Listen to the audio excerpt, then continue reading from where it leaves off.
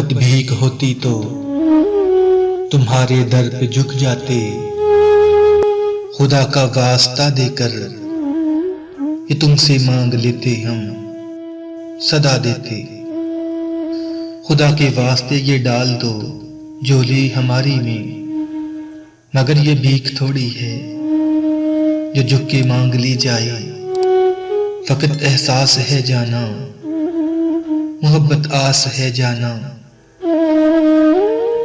बहुत हसास है जाना। कभी एहसास को बाजार में बिकते हुए देखा, किसी भी आस को कशकोल में डाला नहीं जाता।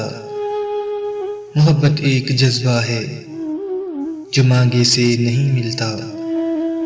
अगर ये भीख होती तो भिखारी बन गए होते, मगर ये भीख थोड़ी है सहूलत से जो मिल जाए।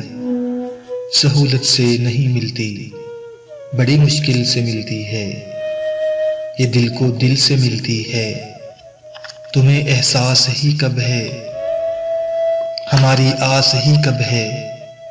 तुम्हें एहसास होता तो हमारे हो गए होते।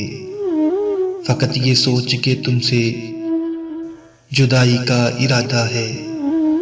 मोहब्बत भीख थोड़ी है ये तुमसे मांगते फिरते, मगर ये ज़हन में रखना ज़माना बीत जाए तो, हमारी याद आए तो हमें आवाज़ दे लेना।